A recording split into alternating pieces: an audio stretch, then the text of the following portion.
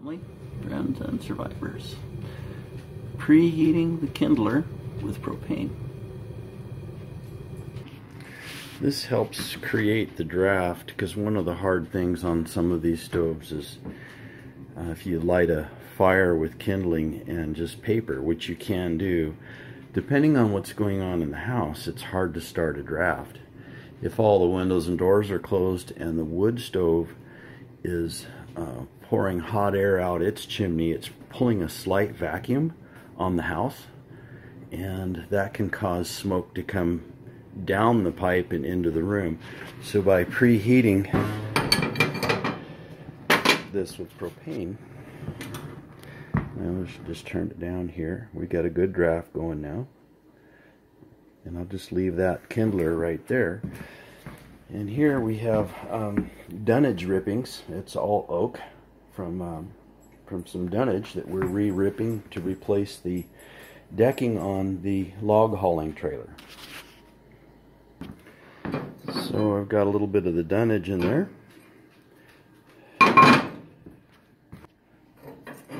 So I've got it packed full of hardwood with the rippings from the dunnage.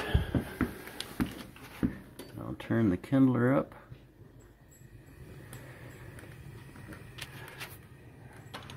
Kindler. If I had no propane, it wouldn't be that big of a deal, but it's just so fast to use it. And that gets a good fire going. 2 cups of water, 1/4 cup of jasmine rice, 1/2 cup of red beans. Turn the kindler down. Looks like we're established. Open the air vent. Have the damper open for a minute or two. A tablespoon of lentils. Homegrown and dehydrated celery. Dehydrated diced carrots. 1 teaspoon of homegrown, dehydrated, and ground cilantro pepper. Salt. Move the combustibles away from the stove. That includes the other cinnamon rolls. Yes, I moved your cinnamon those. They're safe. Stir.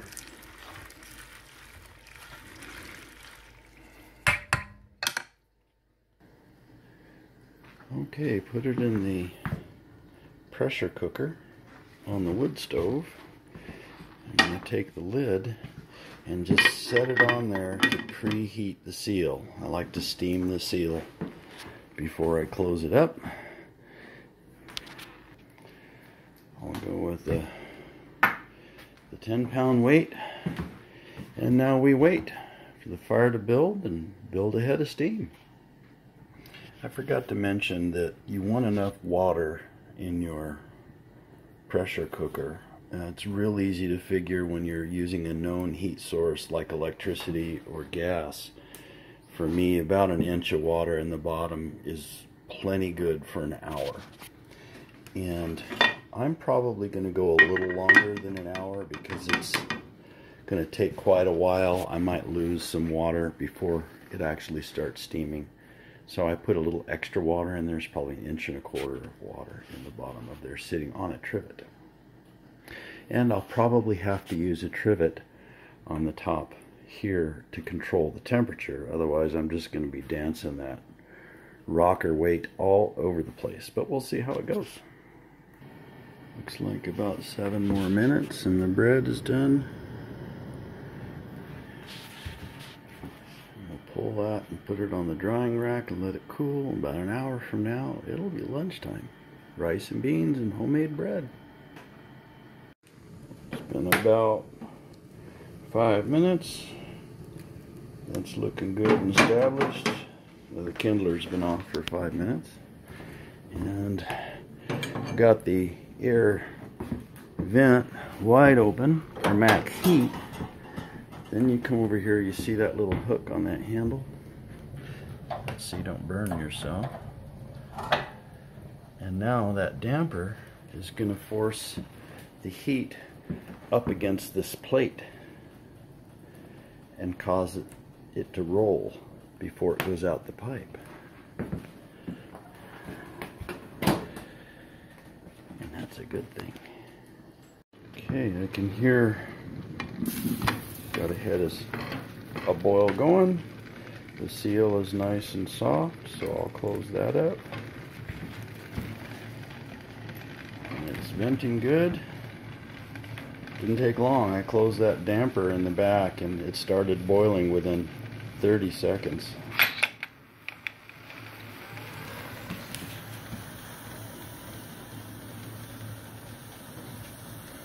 We're on our way up.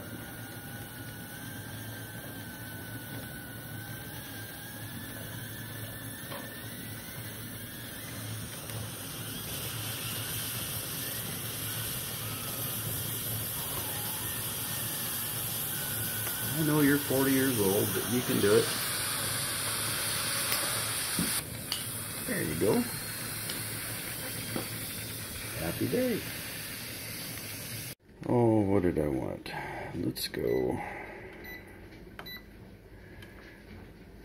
get that ready. I would say it's time to start the timer.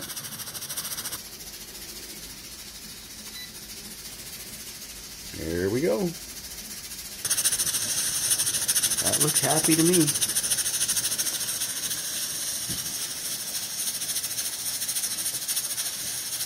I need to get the trivet ready.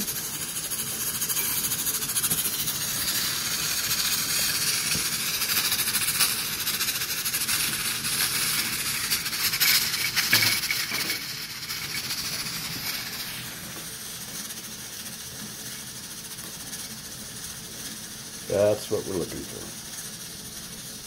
What I look for is I want it rocking. That way I know it's achieving the pressure because it's releasing steam if it's rocking.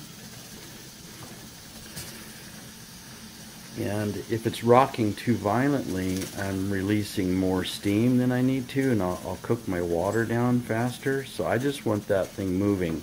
Some people go, well, I have it rock violently or medium or whatever for different kind of projects. Well, I have a different pressure cooker with a gauge, two of them. One's an American, and if you really want to get technical, you can do that. But for me, I just want to see the thing moving, and then I know I've achieved the pounds of pressure that the weight is rated for. So you need to see it rocking, and it is, just barely. And that tells me we're at pressure with the minimum amount of water loss.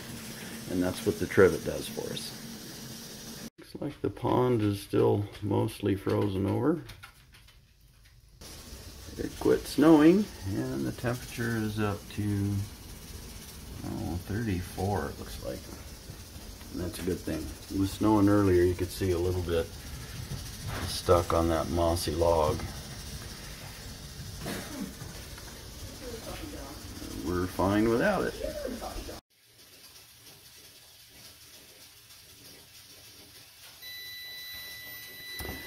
Well, it looks like that little armload of wood we put in there was plenty enough to run the pressure cooker for an hour.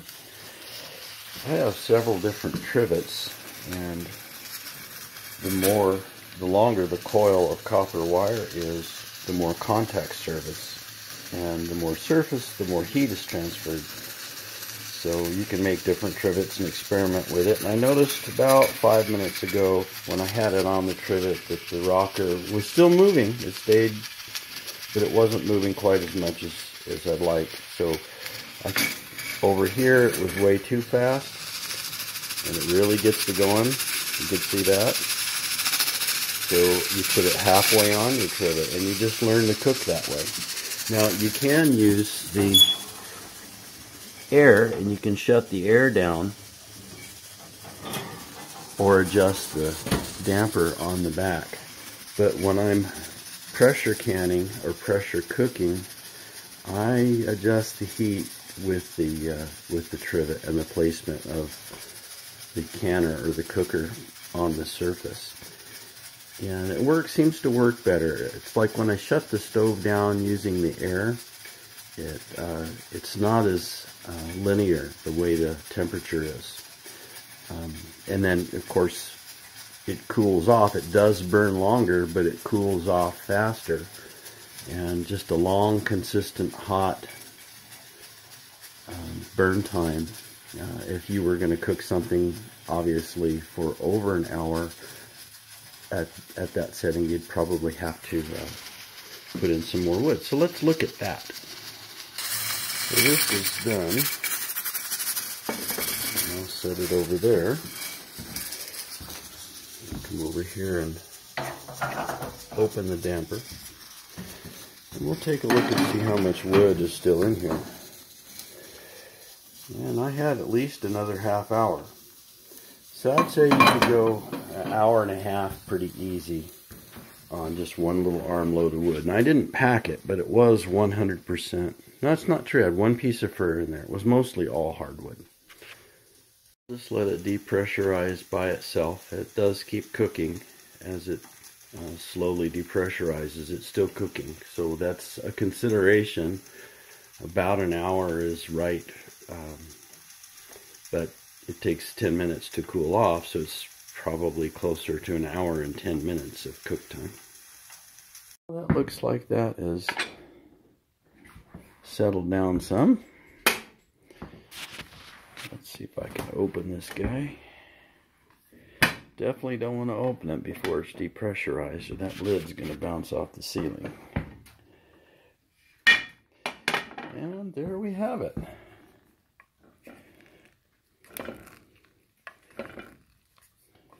It smells good. Smell that cilantro.